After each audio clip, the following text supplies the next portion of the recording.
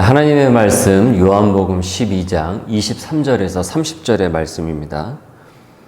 예수께서 대답하여 이르시되 인자가 영광을 얻을 때가 왔도다. 내가 진실로 진실로 너에게 이르노니 한 알의 밀이 땅에 떨어져 죽지 아니하면 한 알 그대로 있고 죽으면 많은 열매를 맺느니라. 자기의 생명을 사랑하는 자는 잃어버릴 것이요 이 세상에서 자기의 생명을 미워하는 자는 영생하도록 보존하리라. 사람이 나를 섬기려면 나를 따르라. 나 있는 곳에 나를 섬기는 자도 거기 있으리니 사람이 나를 섬기면 내 아버지께서 그를 귀히 여기시리라. 지금 내 마음이 괴로우니 무슨 말을 하리요? 아버지여 나를 구원하여 이때를 면하게 하여 주옵소서. 그러나 내가 이를 위하여 이때에 왔나이다. 아버지여 아버지의 이름을 영광스럽게 하옵소서 하시니 이에 하늘에서 소리가 나서 이르되 내가 이미 영광스럽게 하였고 또다시 영광스럽게 하리라 하시니 곁에 서서 들은 무리는 천둥이 울었다고도 하며 또 어떤 이들은 천사가 그에게 말하였다고도 하니 예수께서 대답하여 이르시되 이 소리가 난 것은 나를 위한 것이 아니요 너희를 위한 것이니라. 삶에 도움이 되는 여러 격언들이 있습니다. 가는 말이 고와야 오는 말이 곱다. 참을인 셋이면 살인도 면한다. 일찍 일어나는 새가 벌레를 잡는다. 습관이 인생을 만든다. 학교에서 배웠던 이런 격언을 떠올리면은 사는데 도움을 얻습니다. 길을 아는 것과 그 길을 걷는 것은 다르다. 이 말은 어디서 나온 말일까요? 영화 매트릭스에서 나온 대사입니다. 그 영화에 이런 심오한 대사가 있었나 싶죠. 여러분, 이 얘기는 누가 했을까요? 늦었다고 했을 때가 이미 늦은 거다. 그러니 당장 시작해라. 가는 말이 고우면 얕본다. 참을인 셋이면 호구다. 일찍 일어나는 새가 피곤하다. 누가 한 말일까요? 거성 박명수. 재미나게 그 기존에 있던 그 격언을 비틀은 건데 가만 보면은 좀 일리도 있어 보이는 말인지라 인터넷 상에서 상당히 지지를 얻는 인터넷 격언입니다. 피할 수 없으면 즐겨라. 이 격언도 우리가 다들 알고 계시죠? 다른 상황에서 그것을 피하지 못할 바에는 차라리 이제 받아들이라. 그리고 즐거워해라. 살다가 이런 말을 우리가 이제 되뇌어 본 적들이 있으실 거예요. 그래, 피할 수 없으면 차라리 즐기자. 그래서 간신히 그 상황을 이렇게 넘어갈 때가 있습니다. 로버트 엘리엇이라는 의사가 이제 자신의 책에서 이제 쓴 말이라고 하는데, 그 작가도 이 말이 이렇게까지 유명해질지는 몰랐을 겁니다. 그런데 이제 문제는 그게 잘 되지 않는다라는 데 있죠. 말처럼 쉽지가 않죠. 피할 수 없어서 이제 받아는 드리겠는데, 거기까지는 하겠는데, 이게 즐기는 것까지는 잘 안 된단 말이죠. 어렵습니다. 힘들어요. 피하고 싶지만 그게 되지 않아서 피할 수 없고, 그래서 피하지 못해서 받아는 드리겠지만은 이제 속에서 쓴물이 나오고 그 고통은 덜어지지를 않는 거예요. 저는 이 격언을 비튼다기보다는 다소 수정을 해가지고 오늘 말씀의 제목을 이렇게 정했습니다. 피해선 안 되니 마주서다. 피해선 안 되니 마주서다. 이렇게 제목을 정하게 된 연유는 오늘 본문 말씀에 예수님께서 보여주신 이 모습이 이러했기 때문입니다.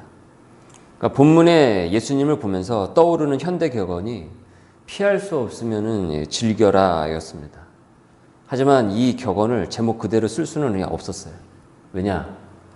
예수님의 상황은 피할 수 없어서라기보다는 피해서는 안 되는 상황이었고, 그리고 동시에 즐기시지 못하고 오히려 고통을 느끼셨기 때문입니다. 오히려 더 괴로우셨어요.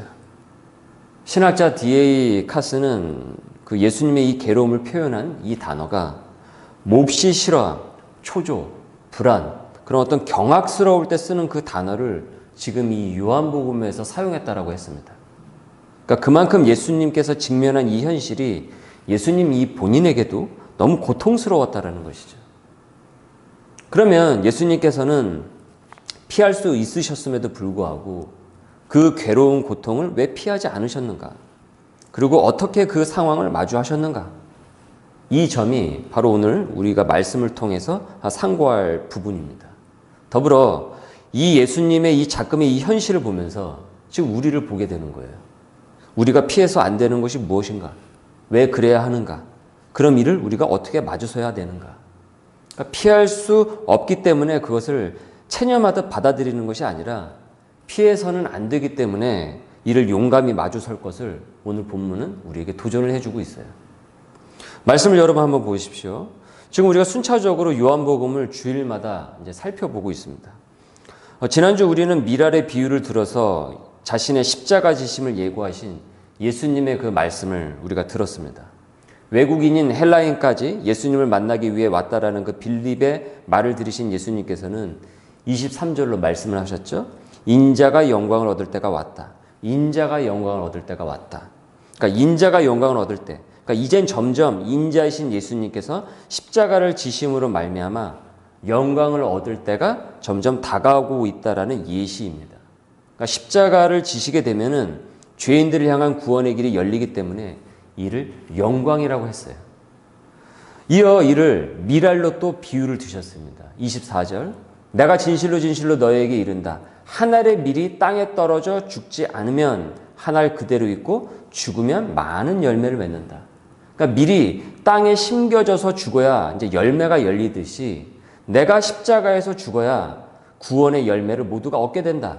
그 기회를 죄인들이 얻게 된다.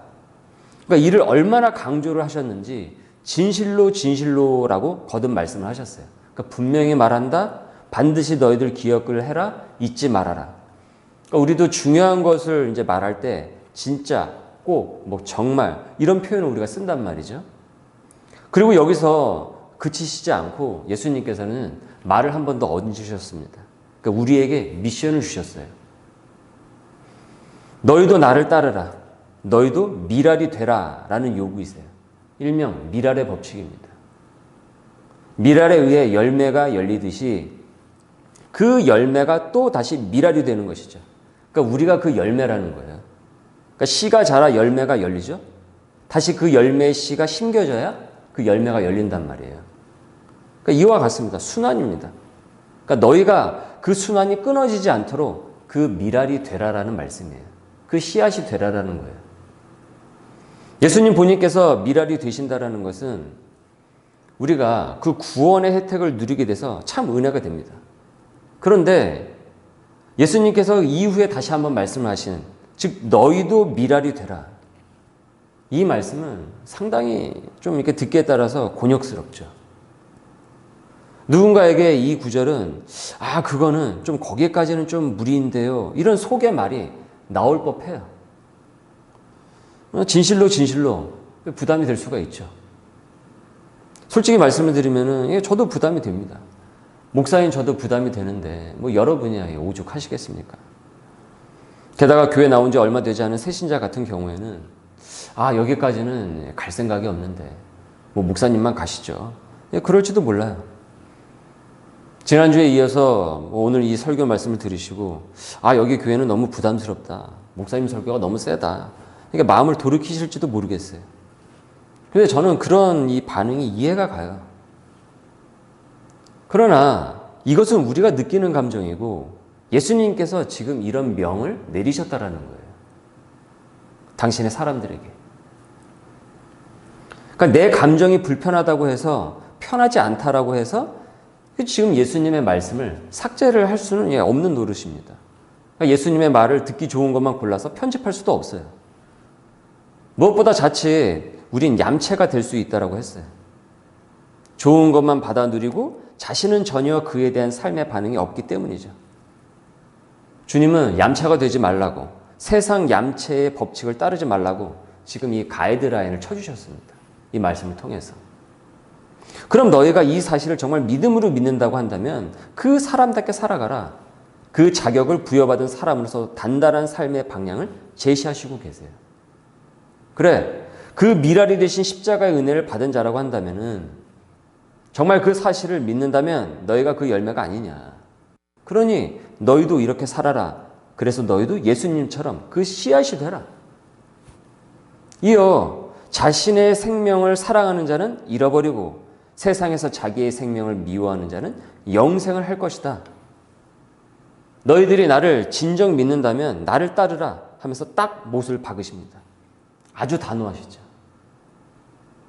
우리가 이 말씀에 대해서 어떤 부담감을 느끼던 예수님의 이 말씀은 전혀 뒤로 물러서지를 않으세요. 그래서 진실로 거듭 말씀하셨던 것입니다. 자, 이렇게 예수님께서 이제 단호하게 말씀을 하셨어요. 그렇다고 한다면 이제 이후 보이는 예수님의 그 심정을 이제 보게 되면은 어떻게 씁니까? 조금 더 용감한 모습을 보여주어야 된단 말이죠. 이 말씀을 하시고 나서. 그러나 이 말씀을 자세히 보게 되다 보면은 이 분위기가 급변을 하게 돼요. 자, 나를 봐라. 내가 보여줄게. 나를 잘 봐. 잘 보고 따라하란 말이야. 너희도 이렇게 하란 말이야.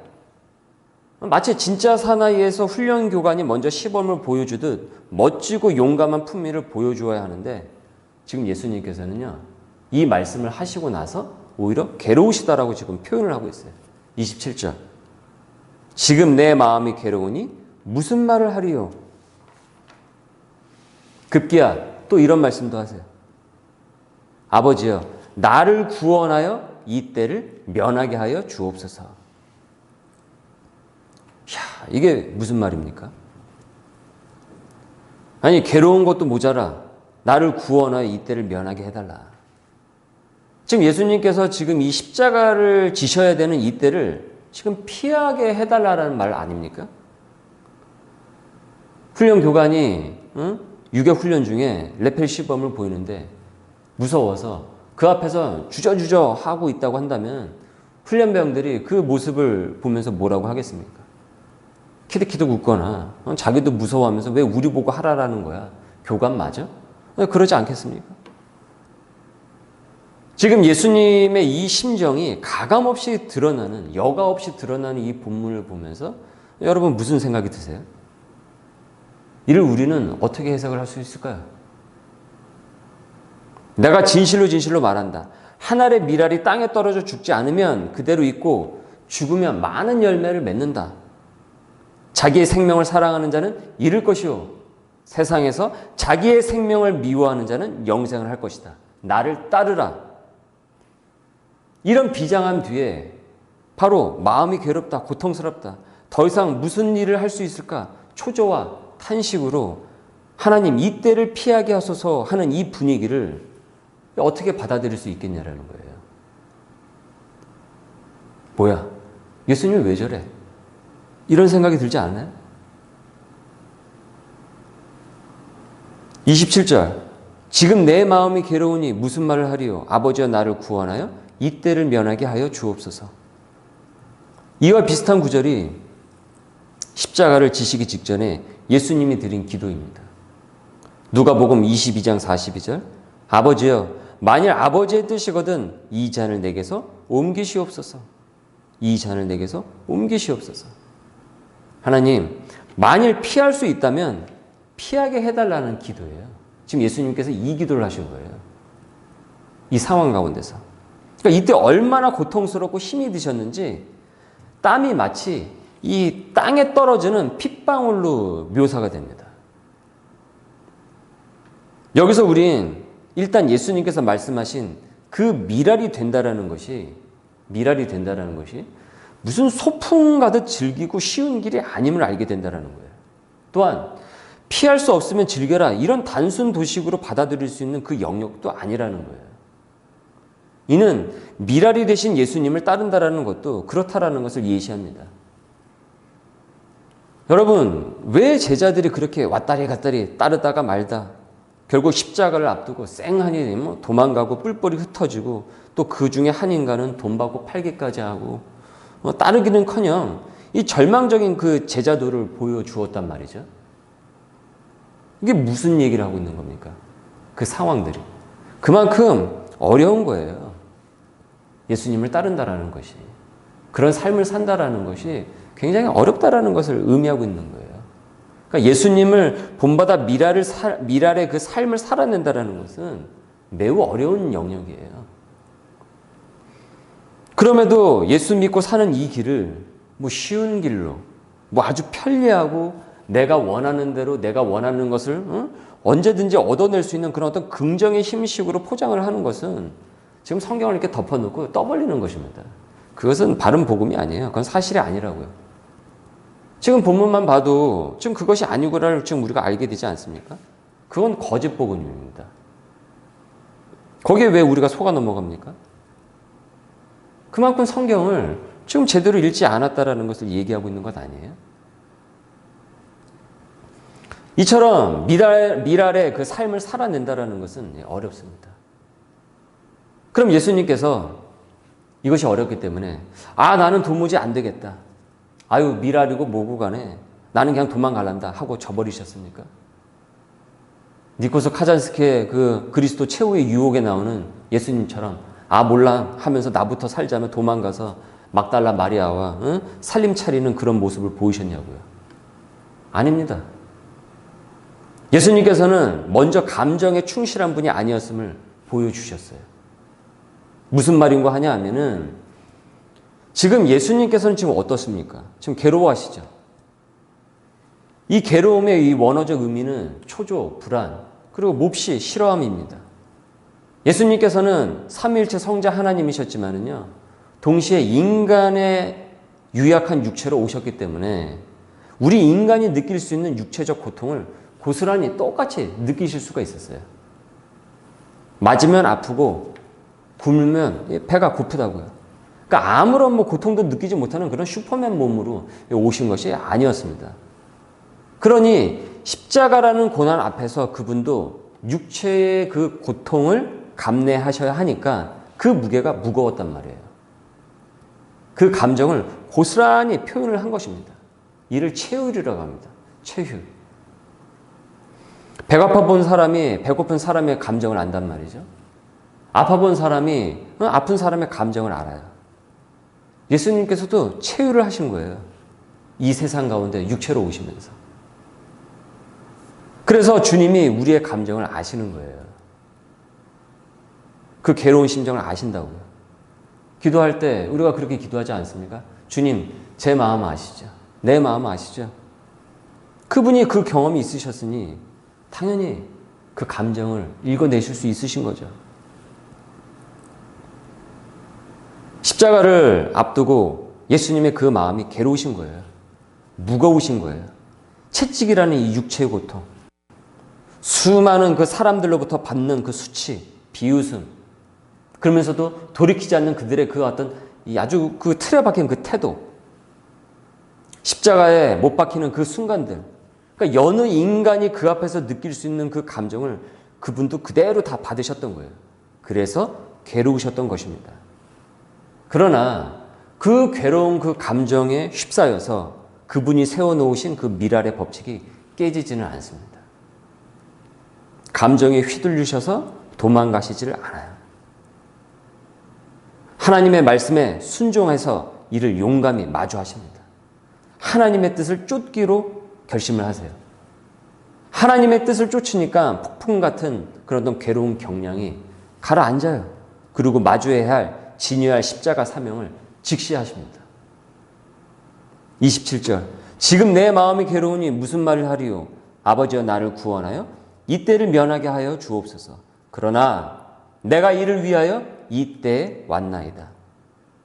이르시되 아버지여 만일 아버지의 뜻이거든 이 잔을 내게서 옮기시옵소서. 그러나 내 원대로 마옵시고 마시옵고 아버지의 원대로 되기를 원하나이다. 오늘 말씀은 우리가 미랄이 되신 그리스도를 따르는 삶으로 내디딜 때 거기서 생기는 어떤 이 부담감, 갈등, 초조함, 이런 어떤 인간적인 그 감정이 몰려오는 것에 대해서 질책하고 있지 않습니다. 그러니까 인간이라면 누구나 그런 감정을 느낄 수가 있는 거예요. 여러분, 누군들 십자가 삶을 아무 고민 없이, 괴로움 없이, 고충 없이 그대로 그냥 즐기듯이 받아들일 수가 있겠습니까? 인간이라고 한다면. 내 삶을 쏟는 것인데. 그러니까 그 감정은 지극히 유약한 그 인간이 느낄 수 있는 감정이에요. 문제는 예수를 믿는다라는 것이 그런 도전과 마주함이 없이 이것을 건너뛰고 이것을 스킵을 하고 내 마음에 편하고 불편하지 않은 것만 취사 선택을 하면서 믿으려고 하는 그 기호 성향이에요.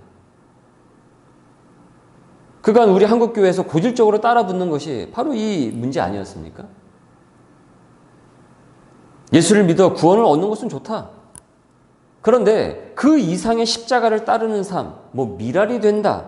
이런 것은 나는 부담스럽다. 그 이상은 요구하지 마라. 내게서. 목회자들도 이제 그런 청중들의 성향을 알고 있다 보니까 종종 경우에 따라서 이 말씀을 사이드로 제껴 놓습니다. 여러분, 누가 미랄이 되는 삶을 좋아하겠습니까? 사람들 부담이 되면 교회 안 온다고 이 진리를 옆으로 제껴 놓는 경우도 있다고요. 그런다고 올 사람이 안 오고 안 올 사람이 오는 것도 아닌데, 그리고 잘못된 동기가 계속 지속이 되면 나중에 알아서 이렇게 뿔뿔이 떠납니다. 성경에서도 보면 예수님을 떠났듯이. 전에 말씀을 드렸지 않습니까? 자식 대학 합격을 위해서 수년간 그 지극정성으로 기도를 드렸는데 그 자식이 합격을 딱 하자마자 거짓말처럼 이렇게 떠나는 경우를 제가 봤다고. 제껴놓은 결과, 이것을 건너뛴 결과 예수님과 관계없는 사람들을 더 양성해냈어요. 교회는 다니는데. 그리고 결과론적으로 봤을 때 그것이 정말 우리의 삶을 풍요롭게 갖고 놓았습니까? 그렇게 듬성듬성 예수를 믿으니 정말 말씀이 삶의 능력으로 나타나던가요? 오히려 믿는 건지 안 믿는 건지, 이도저도 아닌, 이것도 아니고 저것도 아닌 그럼 불분명한 삶이 지속되지 않던가요? 고민만 더 쌓이고 세상에서 이런저런 소리 들으면 거기에 계속 휩쓸려 다니고 휩쓸리고 넘어지고 영광을 돌리지 못하니까 그 삶이 영광스럽게 가꾸어 나가지 못하게 되는 거예요. 영광을 돌리지 못하면 영광을 입지 못하죠. 영광을 입지 못하는데 어찌 그가 영적 보람과 궁극적인 그 소명의 그 기쁨을 갖고 자긍심을 갖고 하나님의 사람으로서 소명인으로서 이 세상 가운데서 단단하게 살아나갈 수가 있겠습니까? 제자들이 예수님을 따르던 그 중반에 왜 우왕좌왕했습니까? 바로 이 지점이에요. 왜 예수님을 따르던 사람들이 중도에 아닌가비요 하면서 떠나겠습니까? 바로 이 지점이에요. 예수님께서 십자가를 지신다고 제자들에게 선포를 하시니까 베드로가 말렸습니다. 굽고 말렸어요. 예수님 그러면 안 된다. 이 부분을 제가 신학 공부를 할 때 교수님이 실감나게 얘기를 해주셨는데 그냥 점잖이 말린 것이 아니라 아니 지금까지 우리가 당신 때문에 얼마나 개고생을 했는데 이제 와가지고 죽는다라는 게 무슨 말이냐고. 정말 당신이 이럴 거야 하면서 멱살을 잡고서 하는 거하고 거의 말린 거하고 다를 바가 없다라는 거예요. 이 베드로가 했던 그 행동이. 예수님이 십자가, 미랄, 구원 이런 얘기를 하니까 이 제자들, 이 제자 공동체가 무리들이 받아들이기가 너무 어려웠다라는 것이죠. 제자들은 예수님의 능력을 바로 면전에서 다 봤습니다. 나사로를 살리시고 그리고 수많은 사람들이 예수님을 따르고 야, 우리가 믿는, 우리가 섬기는, 우리가 따르는 이 스승님이 보통 분이 아니시구나. 세상을 뒤집어 엎고 왕이 되실 건가 보다. 우리에게 장관자리 하나씩 딱 이렇게 요직 하나씩 챙겨주실런가 보다. 이 제자들 사이에서는 이런 분위기가 감돌고 그래서 따라 나선 것인데 느닷없이 찬물을 뿌리던 예수님께서 미랄이 되셔서 십자가를 지신다고 하니까 다들 멘붕이 왔다라는 것이죠. 예수님이 말씀하신 하나님의 나라는 그것이 아니었는데 그 자기들 멋대로 생각을 하고서는 그것을 얻지 못해서 낙담을 했습니다. 거기서 그 지점에서 더 엇나간 제자가 가룟 유다 아닙니까? 그래서 자기가 원하는 방식대로 다 이뤘어요. 거기서 엇나가게 돼서. 그 돈으로 땅을 샀고 그런데 결국 그 땅에서 자살을 하고 목을 매달았어요. 그리고 목 매단 그 나무가 부러져서 시체가 땅에 떨어지고 배가 터져서 창자가 흘러나왔어요. 죽어서도 비참한 그 모습을 보여줬단 말이죠. 성경이 이것을 아주 자세하게 묘사하고 있습니다. 영광이 아니라 저주받은 삶이 되어버렸어요. 예수님을 믿기로 하고 이후 하나님의 말씀을 받아들이는 이 과정에서 우리는요, 오늘 말씀하신 바로 이 지점에 반드시 서게 되어 있습니다. 그러니까 이 지점에서 괴로운 감정이 들 수가 있어요. 미랄이 되라, 그리고 예수 그리스도를 따르라. 누구나 그렇습니다. 부담스럽고 예수님을 믿는다라는 것이 기도해서 내가 원하는 복을 얻는 것, 그 수준의 것이 아니구나. 여기서 우리 이 지점에서 갈등을 일으키게 돼요. 일 잘 풀리게 해주십시오. 자식 합격하게 해주십시오. 뭐 취직하게 해주십시오. 뭐 아파트 사게 해주십시오. 이런 일 잘 풀리게 해주십시오. 이 수준에서 머물 것이 아니구나. 문제는 이제 그 다음인 거예요. 내 감정은 감정인데 과연 그 감정에 휩싸여 참 그리스도인의 삶을 저버릴 것인가, 아니면 따를 것인가, 참 소명인의 삶을 따를 것인지 이 결정을 해야 되는 이 부분이라는 거예요. 예수님께서 괴로움을 호소하셨지만 이내 하나님의 뜻을 쫓기로 하셨습니다. 그리고 이는 하나님의 영광으로 이어집니다. 즉 괴로움이 괴로움으로 끝나는 것이 아니라 영광으로 이어진다는 것이죠. 요한복음 12장 28절에서 30절입니다. 아버지여, 아버지의 이름을 영광스럽게 하옵소서 하시니 이에 하늘에서 소리가 나서 이르되 내가 이미 영광스럽게 하였고 또다시 영광스럽게 하리라. 예수님께서 말씀을 마치시자 하나님께서 하늘에서 음성으로 응답을 하셨어요. 이미 영광스럽고 또다시 영광스럽게 하리라. 예수님 옆에 있는 주변 사람들이요, 그 웅장한 소리를 함께 들었습니다. 그런데 익숙치 않은 그런 음성이다 보니까 이들에게 이 하나님의 직접 음성은 이렇게 들렸어요. 29절. 곁에 서서 들은 무리는 천둥이 울었다고도 하며 또 어떤 이들은 천사가 그에게 말하였다고도 하니 30절. 예수께서 대답하여 이르시되 이 소리가 난 것은 나를 위한 것이 아니요 너희를 위한 것이니라. 이는 우리를 향한 소리라고 말씀하십니다. 예수님을 위한 하나님의 음성 소리인 줄 알았는데 실은 그 주변에 있는 사람들을 향한 하나님의 음성이었어요. 왜 이렇게 말씀을 하셨겠습니까? 왜 이들에게 하나님께서는 말씀을 하시는 것입니까? 왜 직접 음성으로 지금 이 순간에 말씀하세요? 너희도 미라를 마주하라라는 거예요. 피하지 말라라는 것입니다. 직면하라라는 거예요.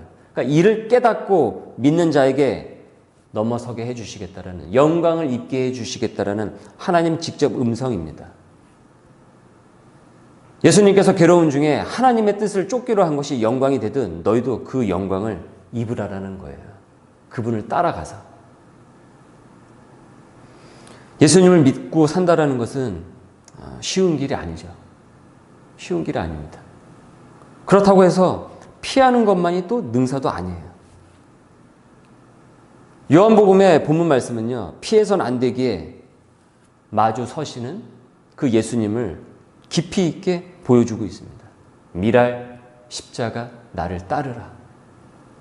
그리고 우리가 이 지점에서 느끼는 그 고심과 갈등을 본문 말씀도 모른 척하고 있지는 않아요. 예수님의 그 고심과 그 괴로운 그 감정을 통해서 우리의 감정 또한 대변해주고 있다는 것이죠. 그러나 끝내는 괴로운 감정에 휩싸이지 않으시고 하나님의 말씀에 순종하여서 따라가시는 그 예수 그리스도의 그 모습을 우리에게 보여주시면서 너희도 함께 도전하라고 말씀하고 있습니다. 그리고 기꺼이 그 도전을 하는 소명인들을 귀히 여기신다. 귀히 여기신다라고 말씀하고 있어요. No cross, no crown. 십자가 없이 영광도 없는 거예요. 26절. 사람이 나를 섬기려면 나를 따르라. 나 있는 곳에 나를 섬기는 자도 거기 있으리니 사람이 나를 섬기면 내 아버지께서 그를 귀히 여기시리라. 우린 다음 주에 예수님을 따르는 이 귀한 소명인들에게 어떻게 이를 더 잘 따를 수 있게 하시는지 주님의 그 방법을 살펴보게 될 것입니다. 이강인 선수가 지금 발렌시아라는 스페인 그 대구단으로부터 지금 이적을 하려고 해요. 이적을 추진하는 가장 큰 이유는 돈이 아닙니다. 구단에서는 지금 재계약하자고 지금 매달리는 상황이에요. 그러니까 돈을 더 주겠다라는 거예요. 그런데 그 재계약을 거절을 했어요. 왜냐? 선발 기회가 적은 거예요. 선발이 되면은 경기에 나서는 시간이 많으니까 선수 입장에서는 사실은 되게 힘든 거거든요. 뛰지 않아도 돈 받는데 전혀 문제가 없어요. 어쩌면 그냥 벤치에 앉아서 그냥 돈만 받으면 돼요. 깨끗하게 유니폼을 입고. 그런데 선수들은 그렇게도 선발 선수가 되고 싶어요. 선수의 영광은요, 깨끗한 유니폼이 아닙니다. 더럽혀진 유니폼이에요. 더러운 유니폼이라고요. 경기가 진행되는데도 벤치에 앉아서 경기만 구경한 채 깨끗한 그 유니폼만 입은 그 유니폼의 선수들은 항상 씁쓸합니다. 중간에 교체된 선수도 좋아하지 않아요. 끝까지 뛰고 가장 유니폼이 더럽혀진 그 선수가 그 시합에 영광을 느끼고 궁극적인 그 행복을 느껴요. 선수로서. 설교자가 설교를 매번 준비하는 거 이게 어렵습니다.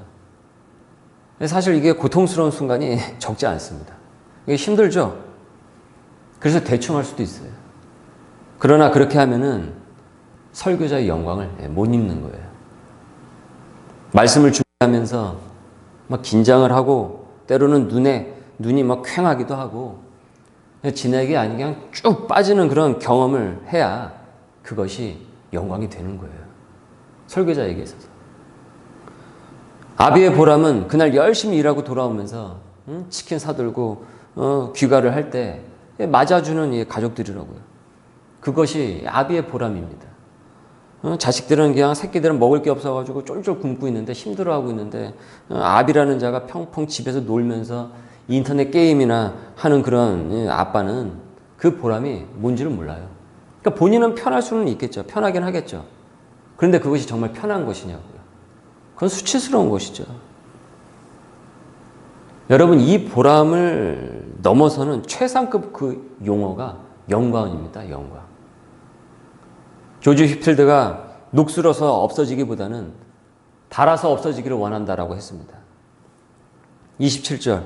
지금 내 마음이 괴로우니 무슨 말을 하리요? 아버지여 나를 구원하여 이때를 면하게 하여 주옵소서. 그러나 내가 이를 위하여 이때에 왔나이다. 그러면서 이어집니다. 영광으로 이어져요. 28절. 아버지여 아버지의 이름을 영광스럽게 하옵소서. 이것이 영광인 거예요. 이 미랄이 되시는 것. 고통스러운 십자가가 어떻게 영광이 됩니까? 이 구절에 다 나와 있습니다. 이어 하나님께서 응답을 하시죠. 내가 이미 영광스럽게 하였고 또다시 영광스럽게 하리라. 노 크로스 노 크라운. 회피하지 않고 도전해서 영광을 입는 우리 소명인들이 될 것을 오늘 말씀은 우리에게 강하게 도전의 말씀을 주고 있습니다. 오늘 말씀을 마음에 우리가 신비로 삼고 주님께 귀한 여김을 받고 영광을 입는 우리 소명인들 되시길 주님의 이름으로 소원합니다. 우리 함께 같이 기도하도록 하겠습니다. 우리 오늘 말씀을 상고하시면서 우리 함께 말씀에 있되 이렇게 기도하도록 하겠습니다.